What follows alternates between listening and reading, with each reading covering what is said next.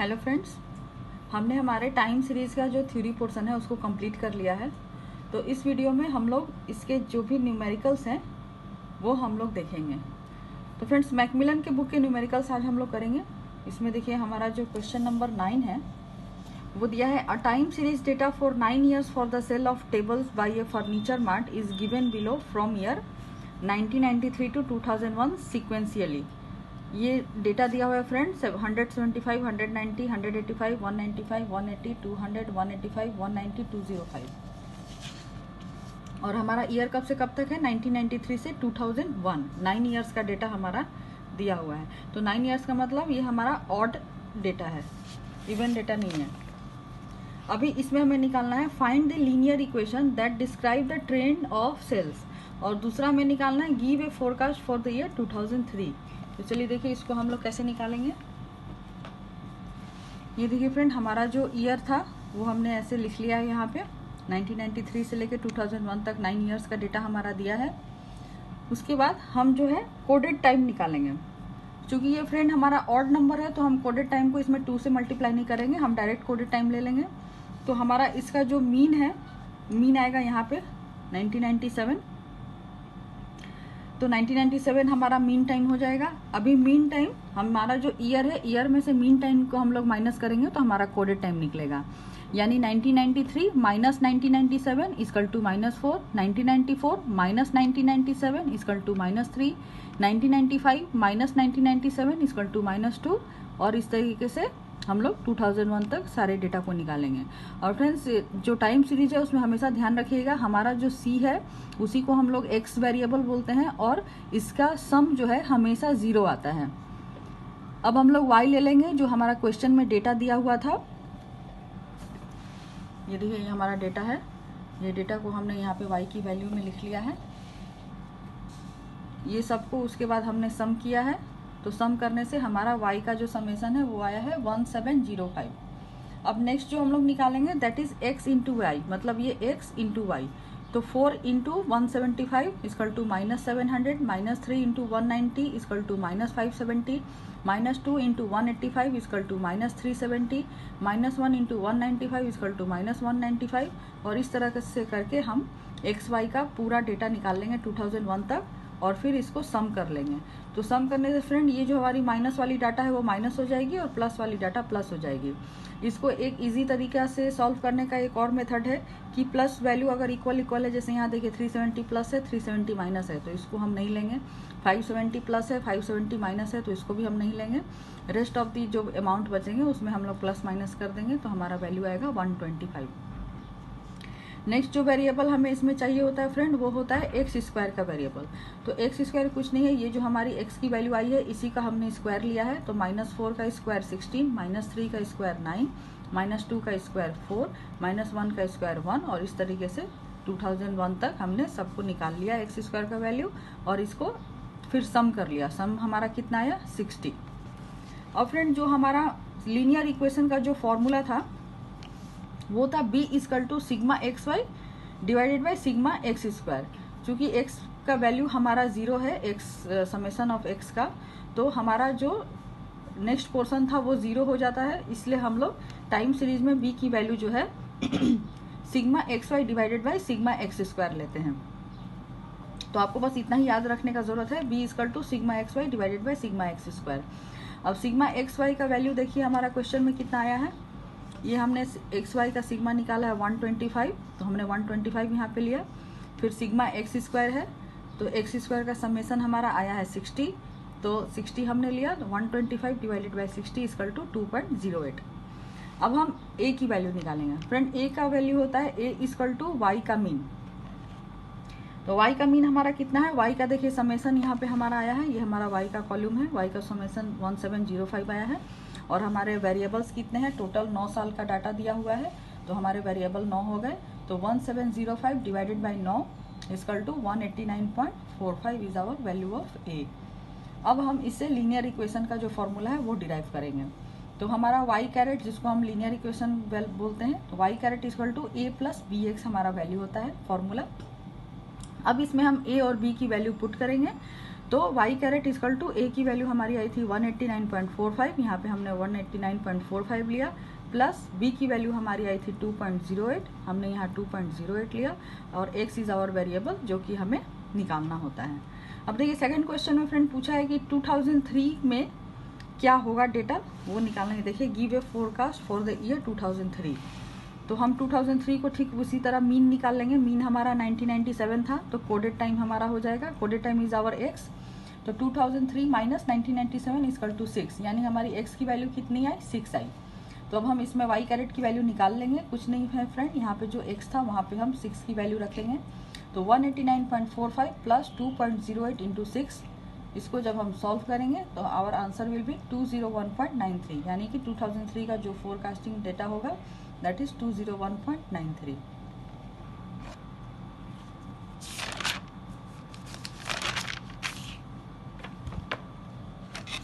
अब देखिए फ्रेंड हम लोग क्वेश्चन नंबर 10 देखेंगे। ये हमारा क्वेश्चन नंबर 10 है। The data for number of solar homes built in the region during the last 7 months is given. Variable x is month sequentially. Number of homes 16, 17, 25, 28, 32, 43 and 50. तो अब इसके लिए हमें plot the data develop a linear equation, एक linear equation derive करना होगा।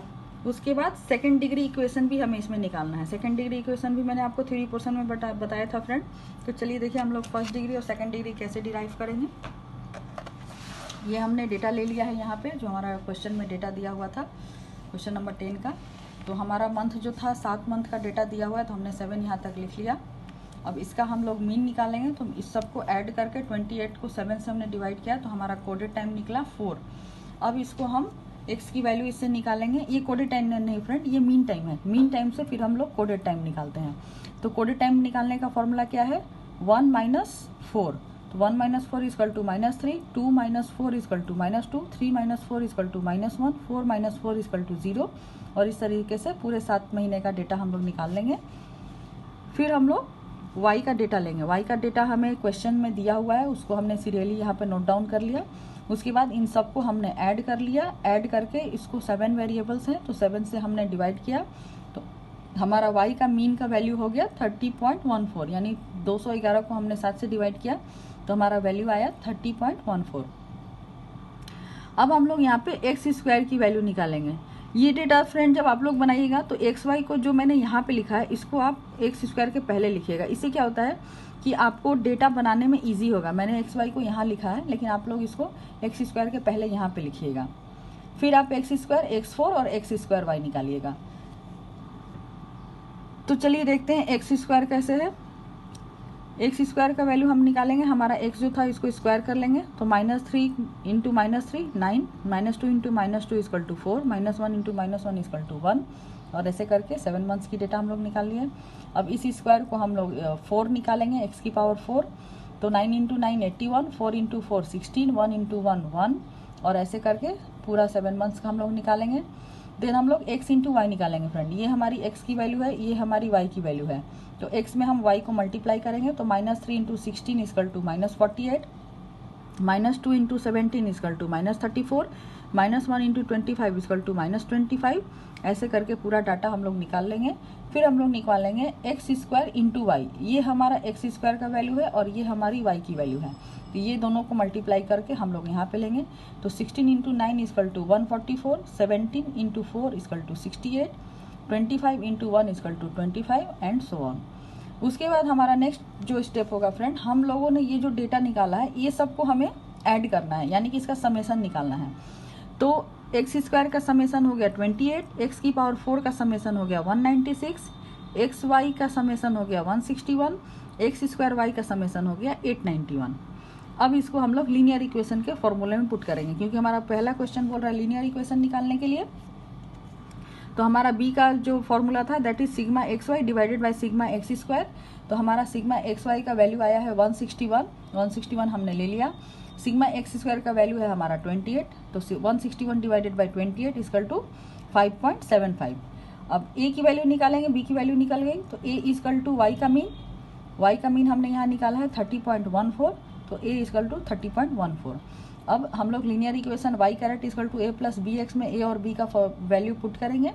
तो Y caret equal to 30.14 जो कि हमारा ए का वैल्यू आया है, प्लस बी का वैल्यू हमारा आया है 5.75, तो 5.75 इंटू एक्स। तो ये हमारा लीनियर इक्वेशन का फॉर्मूला बन गया।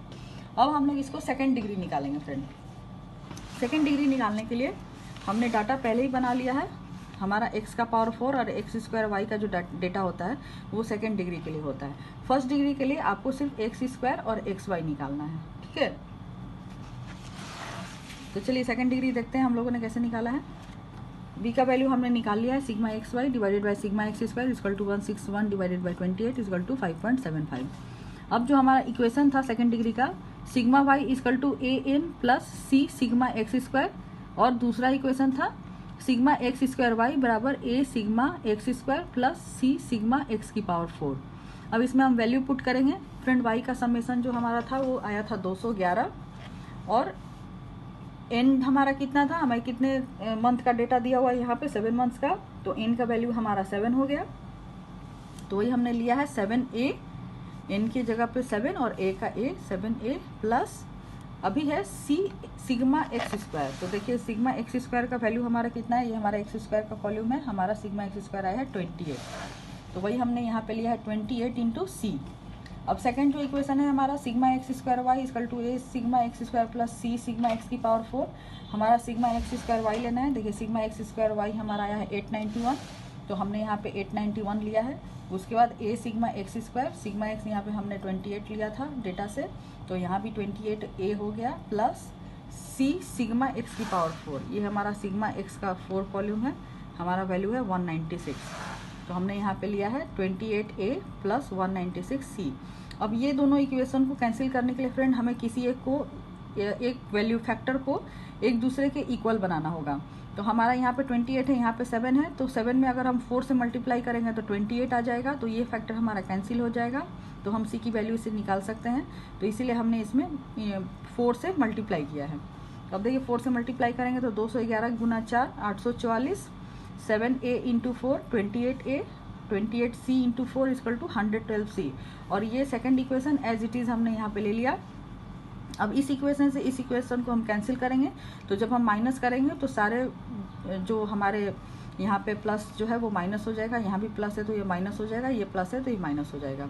तो 28 एक कैंसिल हो गया, 112 माइनस 116 196 इक्वल टू माइनस 84, और 844 माइनस 891 इक्वल टू माइनस 47। ये माइनस माइनस हमारा कैंसिल हो गया, तो C इक्वल टू 47, 84 यहाँ मल्टीप्लाई में है तो ये इस साइड आएगा, तो इसके डिवाइड में होगा, तो 47 डिवाइडेड बाई 84 इक्वल टू 0.56। तो हमारी C की वैल्यू कितनी आई 0.56। हमारा B का वैल्यू भी आ गया 5.75, C का भी आ गया 0.56। अब हमारा क्या बचता है फ्रेंड, हमारा A का वैल्यू बचता है। तो C की वैल्यू हम दोनों में से किसी एक इक्वेशन में C की वैल्यू पुट करेंगे तो हमारी A की वैल्यू निकल जाएगी। तो देखिए हमने इस इक्वेशन 1 में C का वैल्यू पुट किया है, तो 211 equal to 7a plus 28 into 0.56, C का वैल्यू हमने यहाँ पे रख दिया। अब इसको जब हम सॉल्व करेंगे तो 211 इक्वल टू 7a प्लस 15.68, तो 7a इक्वल टू ये इधर प्लस में है तो इधर आएगा तो माइनस में हो जाएगा, तो हमने इसको माइनस किया है। उसके बाद 7 इधर मल्टीप्लाई में है तो इधर आएगा तो डिवाइड में हो जाएगा, तो 195.32 डिवाइडेड बाई 7, तो a की वैल्यू हमारी आ गई 27.90।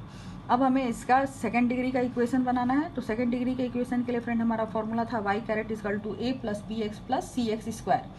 तो y इक्वल टू a की वैल्यू आ गई हमारी 27.90 प्लस b की वैल्यू आई थी 5.75। यहाँ पे देखिए 5.75 हमारी b की वैल्यू आई है, तो 5.75x प्लस c की वैल्यू आई हमारी 0.56, तो 0.56 एक्स स्क्वायर। तो ये हमारा सेकेंड डिग्री का इक्वेशन बन गया। अब इसमें अगर हमें x की वैल्यू अगर कोई पूछेगा क्वेश्चन में तो हम लोग x की वैल्यू पुट करके वहाँ पे उसका एस्टिमेशन निकाल सकते हैं। नेक्स्ट क्वेश्चन हम लोग देखेंगे फ्रेंड 11 नंबर। देखिए 11 नंबर क्वेश्चन क्या कहता है। मैं बुक बार बार नहीं ले रही हूँ फ्रेंड, क्योंकि मैंने बुक से ही यहाँ पे क्वेश्चन लिखा है। आप चाहें तो आप बुक को रेफर कर सकते हैं। तो यहाँ पे 11 नंबर क्वेश्चन देखिए क्या कह रहा है कि a gas company has supplied cooking gas to the city of Mumbai. It has supplied 18, 20, 21, 25, 26 lakhs cubic feet of gas for the year 1996 to 2000 respectively. Find the linear equation that best describe the data. Calculate the percent of trend for this data. Calculate the relative cyclical residual for this data. In which year does the largest fluctuation from trend occur. तो पहले हम लोग इसका पहला question लेते हैं. Linear equation हमें derive करना है. हमें कुछ नहीं करना है फ्रेंड. हमने ईयर ले लिया. ईयर हमारा 96 से लेके 2000 तक था. हमने इसको लिख लिया. फिर हम लोग इसका मीन निकालेंगे क्योंकि ये भी ऑड है. देखिए इसमें 1 2 3 4 5 साल का डेटा दिया हुआ है तो ऑड हो गया, इवन नहीं है. तो हमें कोडेड टाइम को 2 से मल्टीप्लाई करने की ज़रूरत नहीं है. हम डायरेक्ट कोडेड टाइम ले लेंगे. तो इसका जो मीन आएगा, मीन हमारा यहाँ 1998 है.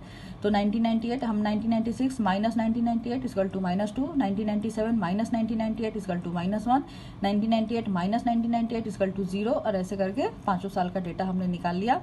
अब y का जो डेटा क्वेश्चन में दिया हुआ है उसको हमने यहाँ लिख लिया, इसको हमने ऐड कर लिया. नेक्स्ट हम लोग निकालेंगे एक्स स्क्वायर. एक्स स्क्वायर निकालने का फॉर्मूला क्या है फ्रेंड? हमारा ये जो x का वैल्यू है -2 into -2 equal to 4, -1 into -1 equal to 1, 0 into 0 equal to 0, 1 into 1 equal to 1, 2 into 2 equal to 4. अब हम x इंटू वाई का डेटा निकालेंगे. तो x में हम y से गुना किए हैं. -2 into 18 equal to -36, -1 into 20 equal to -20, 0 into 21 equal to 0, 1 into 25 equal to 25, 2 into 26 equal to 52. इसको भी हम ऐड कर लिए. हमने एक्स स्क्वायर को भी सम कर लिया. अब हम लोग निकालेंगे हमारा लीनियर इक्वेशन. तो लीनियर इक्वेशन देखिए निकालने का फॉर्मूला हम फ्रेंड पिछले क्वेश्चन में भी कर चुके हैं. b equal to sigma x y divided by sigma x square. Sigma x y का हमारा वैल्यू आया है 21 और एक्स स्क्वायर का वैल्यू आया है 10. तो 21 divided by 10 equal to 2.1. a की वैल्यू निकालेंगे. a इक्वल टू y का mean equal to 110 divided by 5 equal to 22. अभी लीनियर इक्वेशन का फॉर्मूला है y caret equal to a plus B x. तो y इक्वल टू a का value आया 22 put किया, प्लस b का वैल्यू 2.1 डाला और x. तो y caret equal to 22 plus 2.1 x. तो ये हमारा लीनियर इक्वेशन का इक्वेशन हुआ. अभी नेक्स्ट क्वेश्चन हमारा बोल रहा है फ्रेंड कि calculate the percent of trend for this data. अब परसेंट ऑफ ट्रेंड निकालने का फॉर्मूला मैंने आपको बुक में जब थ्योरी पोर्शन कराया था फ्रेंड तो बताया था y divided by y caret into 100. तो y divided by y caret into 100 निकालने के लिए पहले हमको इन सारे फॉर्मूले के y कैरेट निकालने होंगे. तो y कैरेट हम लोग कैसे निकालेंगे? यहाँ जो हमारा y कैरेट का इक्वेशन बना है 22 प्लस 2.1x, इसको हम लोग एस्टिमेटेड वैल्यू ऑफ जो हम निकाल रहे हैं डेटा उसका कहते हैं एस्टिमेटेड वैल्यू.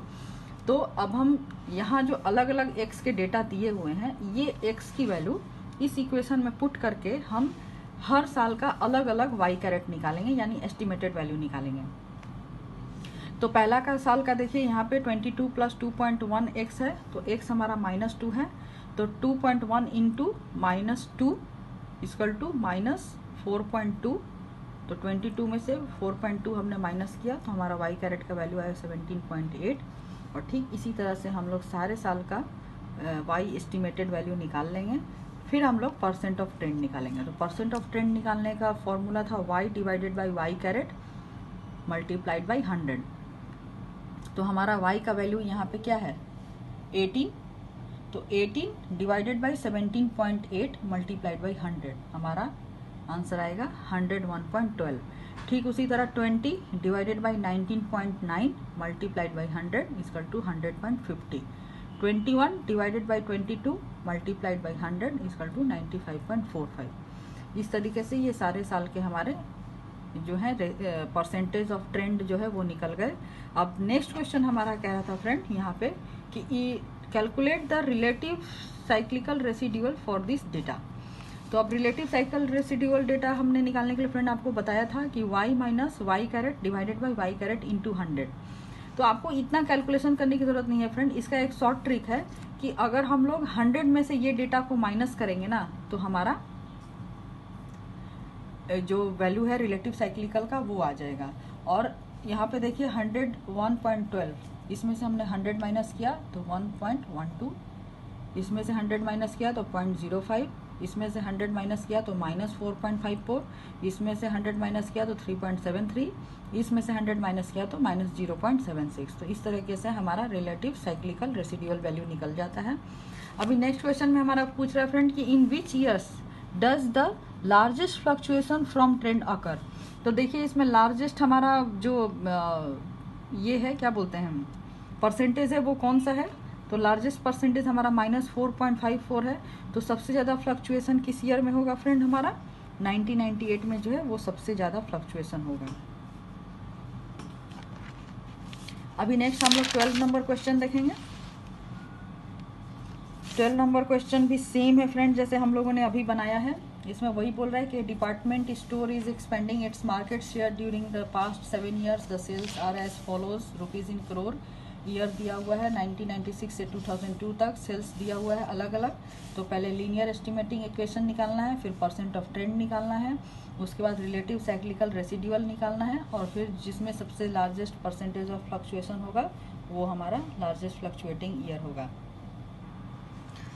तो फ्रेंड ये मैंने बनाया है, आप इसका स्नैपशॉट ले सकते हैं क्योंकि इसको फिर से डिस्क्राइब करने में हमारा बहुत टाइम किल होगा। हमने सब सारा जो फंक्शन है जैसे हमने क्वेश्चन नंबर 11 में किया है सेम वैसे ही यहाँ पे करना है। हमने यहाँ पे पहले लीनियर इक्वेशन निकाला, फिर ए का वैल्यू निकाला, फिर यहाँ लीनियर इक्वेशन पे हमने ए का और बी का वैल्यू पुट किया है तो हमारा वाई कैरेट का वैल्यू आ गया।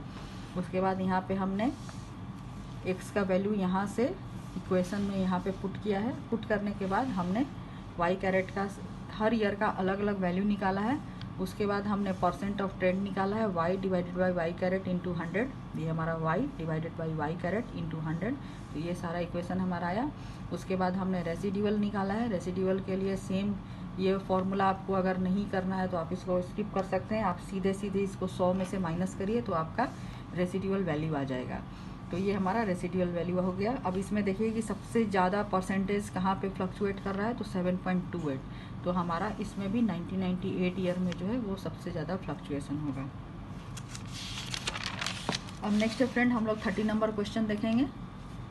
इसमें देखिए बोल रहा है कि we have given you the percentage of actual of moving average in the following table from a bank data describing the amount of cash circulation in a small branch. ये year दिया हुआ है 1998 से 2001 तक, और स्प्रिंग समर फॉल और winter का ये अलग अलग डेटा दिया हुआ है। तो इसको हमें जो निकालना है वो है percentage of actual to moving average. ये फ्रेंड आप कभी कंफ्यूज नहीं करिएगा, रेशियो टू मूविंग एवरेज और एक्चुअल टू मूविंग एवरेज दोनों अलग अलग है। ये actual to moving average book के थ्योरी पोर्शन में नहीं दिया हुआ था, इसलिए मैं इसको आपको यहाँ पे बता रही हूँ क्योंकि क्वेश्चन में दिया हुआ है। तो यहाँ पे क्या करते हैं कि हमारा जो ये ईच क्वार्टर है एक साल का, ये सबको हम लोग ऐड करेंगे। तो यानी 87 प्लस 106 प्लस 86 प्लस 125 इक्वल टू 404। 85 110 83 127 equal to 405। 84 105 87 128 चारों को ऐड किया तो 404। ठीक वैसे ही 88 104 88 124 चारों को ऐड करेंगे तो हमारा 404 सम आ गया हर क्वार्टर का पर ईयर। अब इसको देखिए दे रहा है हमें कि calculate the seasonal index for each quarter. तो हम लोग सीजनल इंडेक्स ईच क्वार्टर निकालेंगे। पहले हमने जो सम किया था उसको मैंने फ्रेंड यहाँ से यहाँ पे लिख लिया है। उसके बाद अब ये जो चारों सम है इसका हम एवरेज निकालेंगे। तो 404 को हमने 4 से डिवाइड करेंगे क्योंकि ये सब 4 क्वार्टर का डेटा है। तो 404 डिवाइडेड 4, 405 डिवाइडेड 4, 404 डिवाइडेड 4, 404 डिवाइडेड 4। तो आवर डेटा विल बी 101, 101.25, 101, 101। अब ये जो हमारा एवरेज आया ये सबको हम लोग ऐड कर लेंगे। तो ये हमें ऐड करने के बाद मिलेगा 404.25।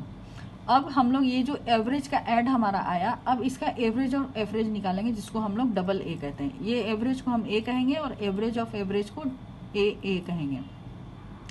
तो 404.25 चूंकि ये 4 साल का डेटा है तो हमने इसको 4 से डिवाइड किया, तो 404.25 डिवाइडेड बाई 4 इक्वल टू 101.06। अब सीजनल इंडेक्स निकालने का जो फॉर्मूला होता है वो होता है A divided by double A multiplied by 100। तो ए हमारा क्या था फ्रेंड 404.25 था, तो 404.25 डिवाइडेड बाई 101.06 तो हमारा आंसर आया 99.94 मल्टीप्लाइड बाई 100।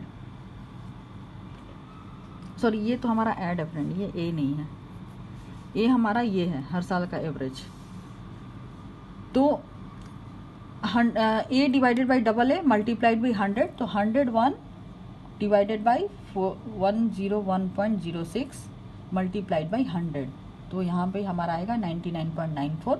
ठीक उसी तरह 101.25 डिवाइडेड बाई 101.06 मल्टीप्लाइड बाई 100 आएगा 100.19। 101 ये तो हमने निकाल ही लिया फ्रेंड, तो बार बार हम कैलकुलेट नहीं करेंगे, सेम डेटा हमने यहाँ भी ले लिया, यहाँ भी ले लिया। तो ये जो हमारा आया that is our seasonal index.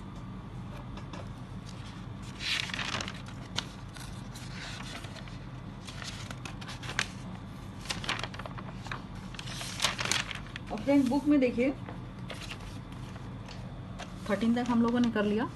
अब 40 नंबर क्वेश्चन है। 40 नंबर क्वेश्चन जो है वो बोल रहा है कि the record of sales data for the past 10 years is given below. The company knows there is a strong seasonal variation. ये देखिए ये डेटा यहाँ पे दिया हुआ है इतना बड़ा सा। अभी इसमें हमें seasonal variation using the moving ratio to moving average, ratio to moving average से हमें इसका सीजनल वेरिएशन निकालना है। उसके बाद इसको डी सीजनलाइज करना है। उसके बाद हमें ट्रेंड निकालना है कि इसका क्या ट्रेंड है। उसके बाद लीस्ट स्क्वायर मेथड से हमें इसको कैलकुलेट करना है ट्रेंड वैल्यू को। और उसके बाद हमें इसको divide the deseasonalise data by the trend values and isolate business cycle and irregular components take short term moving average. तो हमने कल आपको जो हमारा पार्ट 4 और पार्ट 3 कराया था ये उसी पे डिपेंडेंट है क्वेश्चन। ये देखिए ये हमारा जो है डेटा सेम क्वेश्चन में ऐसे ही डेटा दिया हुआ है। ईयर है, क्वार्टर है, यहाँ पे देखिए ये ईयर है और ये क्वार्टर है। तो मैंने आपको ये सॉल्व कराया था पूरा कि किस तरीके से इसको देखिए मैंने बताया था आपको कि चारों को हम ऐड करेंगे, फिर 1 2 3 4 इसको ऐड करेंगे तो ये वैल्यू आएगी, फिर 1 2 3 4 ऐड करेंगे तो ये वैल्यू आएगी। इस तरीके से हम लोग इसको सम करेंगे। उसके बाद इसका एवरेज निकालेंगे डिवाइडेड बाई 4 करके, फिर ये दोनों को ऐड करके इसका एवरेज निकालेंगे तो हमारा यहाँ पे आएगा। उसके बाद हम लोग एक्चुअल जो हमारा डेटा है 2415 डिवाइडेड बाई 2104.25 मल्टीप्लाई 100 हम ये करेंगे तो ये आ गया वैल्यू। अब उसके बाद हम लोग यहाँ का जो सारा वैल्यू आया था इसको हम लोग यहाँ पे लिख लेंगे। इसमें से हम लोग हाईएस्ट और लोएस्ट वैल्यू को डिस्कार्ड करेंगे। डिस्कार्ड करने के बाद जो हमारा वैल्यू बचेगा 89.0 93.5 इसको डिवाइड करेंगे और इसका मीन लेंगे। तो इसको हमने ऐड करके 2 से डिवाइड किया तो मीन आया। फिर ये चारों को हम ऐड करेंगे तो हमारा टोटल ऑफ इंडिसेस आएगा। फिर इसको हम लोग एडजस्टिंग फैक्टर के द्वारा नियरेस्ट वैल्यू में 100 के बेस में इसको कन्वर्ट करेंगे तो 400 डिवाइडेड बाई 404.1 इक्वल टू 0.9899 हमारा एडजस्टिंग फैक्टर आया।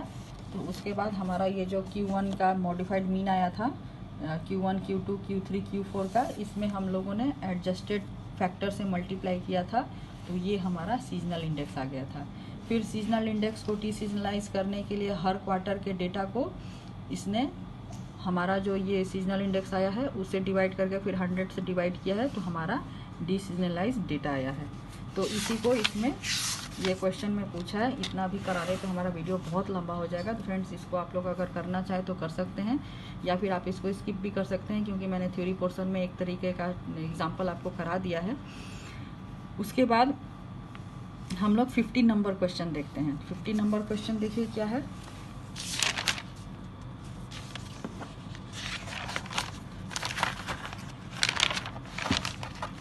देखिए फ्रेंड ये 50 नंबर क्वेश्चन है हमारा।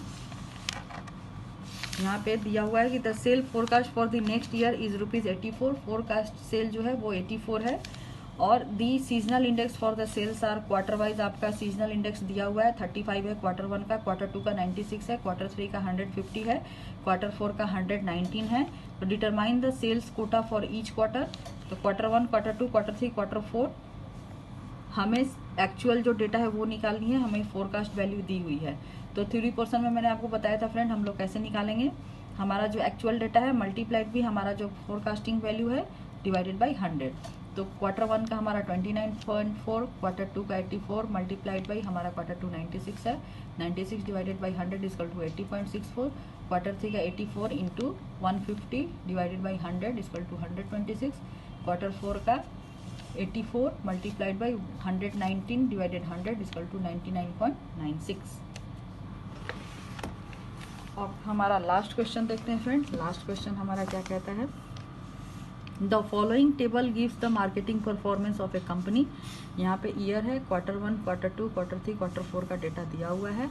हमें इसका सीजनल इंडेक्स निकालना है, क्वार्टर सेंटर्ड मूविंग एवरेज, फिर deseasonalise the data, find the least square line that best describe the trend in deseasonalise data, identify the cyclical component by computing the percent of trend. तो अभी देखिए friend, ये भी हम लोगों ने theory portion का जो पार्ट 4 हमने किया था उसमें मैंने आपको बताया था, ये देखिए यहाँ पे दिया है ये वाला जो टेबल है, हमने ये आपको इरेगुलर वेरिएशन में मिलेगा। ये देखिए इरेगुलर वेरिएशन का है जो हमारा पोर्शन इसमें हम लोगों को मिला है। सेम डेटा देखिए टेबल है, यहाँ पे ईयर है, यहाँ पे क्वार्टर है। ठीक वैसे यहाँ पे मैंने आपको बताया भी था फ्रेंड, ये ईयर गलत लिखा हुआ है, ये 1991, 1992, 1993 ऐसे करके होगा।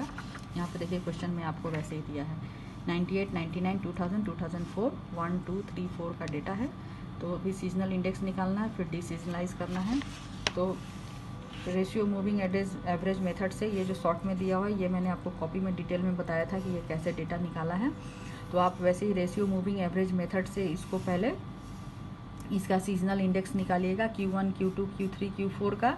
उसके बाद ये डिसीजनलाइज सेल्स का डेटा कैसे निकालना है, ये पूरे क्वार्टर का डेटा निकालना है।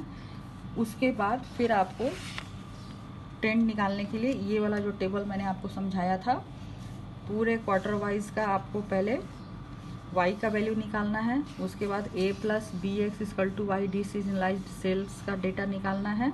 तो ये आपका डिसीजनलाइज सेल्स का डेटा निकल गया, जो कि हमारा क्वेश्चन नंबर सी में पूछ रहा है, ये वाला find the least square line that best describe the trend in deseasonalise data. फिर 4 है identify the cyclical component by computing the percent of trend, जो कि हमारा इस टेबल में ये जो वॉल्यूम 4 बताया है, ठीक इसी तरह से ये हमारा परसेंट ऑफ ट्रेंड निकलेगा। तो इसके लिए फ्रेंड आप पार्ट 4 देखिए, और अगर आप खुद से प्रैक्टिस करना चाहते हैं तो प्रैक्टिस करिए। अभी वीडियो हमारा काफ़ी लंबा हो गया है, तो इतना इसमें बताना भी पॉसिबल नहीं है। अगर आपको कोई इसमें प्रॉब्लम होती है तो आप कमेंट बॉक्स में मुझसे पूछ भी सकते हैं कि इसको कैसे बनाना है, तो मैं उसको आपको गाइड कर दूँगी। तो अगर आपको हमारा एफर्ट अच्छा लग रहा है, हमारा चैनल अच्छा लग रहा है, तो आप हमारे चैनल को सब्सक्राइब करिए, और थम्स अप और थम्स डाउन बटन को प्रेस करके आप हमारे वीडियो को लाइक और डिसलाइक भी कर सकते हैं। और बेल आइकन को ज़रूर प्रेस करिए फ्रेंड, इससे आपको नोटिफिकेशन इंस्टेंटली मिलेगी न्यू वीडियोज़ की। और तब तक के लिए keep watching our channel and thank you for watching friends.